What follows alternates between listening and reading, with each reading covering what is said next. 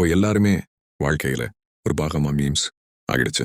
காலையில எழுந்ததும் முதல் போன்ல ஓபன் பண்றது இன்ஸ்டா இல்ல யூடியூப் ஷார்ட்ஸ் தான். அதுல வர்ற முதல் 3 வீடியோல ஒரு மீம் இருந்தா தன்னால ஆரம்பமா ஆகும். சின்ன சின்ன விஷயத்தையும் நம்ம மீம் பண்ணி சிரிக்கிறதுல தான் இப்போ மகிழ்ச்சி இருக்கு. மீம் பண்றவங்க தான் நிஜமான கலைஞர்கள். ஒரு சின்ன கிளிப், ஒரு டயலாக், அதுக்கு பொருத்தமான கேப்ஷன், இதெல்லாம் சேர்த்தாதான் ஒரு நல்ல மீம் ஆகுது. சில நேரம் ஒரு 10 வினாடி மீம் பண்றதுக்கே 2 மணி நேரம் எடிட் பண்ணுவாங்க. ஆனா அந்த வீடியோவை பத்தி ப்ரோ சூப்பர்டான்னு ஒருத்தன் காமெண்ட் போட்டாலே அவங்களுக்கு அது பெரிய மோட்டிவேஷன் ஆகிடும். இப்போ மீம்ஸ்னு சொல்லிட்டா பலவிதம் இருக்கு. சிலர் சினிமா சீன் எடுத்து ட்விஸ்ட் பண்ணி கரண்ட் சிச்சுவேஷனுக்கு மேட்ச் பண்ணுவாங்க. சிலர் பாலிடிக்ஸ்ல ரோஸ்ட் பண்ணுவாங்க. ரிலேஷன்ஷிப் மீம்ஸ் பண்றவங்க தங்கள் லைஃப் எக்ஸ்பீரியன்ஸா காமெடியா சொல்லிடுவாங்க. நம்ம சிரிக்கிறதுக்கு பின்னாடி அவங்க ஹார்ட் ஒர்க் தான் இருக்கு. அதனால அடுத்த தடவை நீ ஒரு மீம் பார்க்கும்போது சிரிச்சிட்டு ஸ்கிப் பண்ணாம பாரு. அந்த ஒரு மீம்காக யாரோ ஒரு கிரியேட்டர் இரவு முழுக்க வீழ்ச்சி வேலை பண்ணியிருப்பாங்க.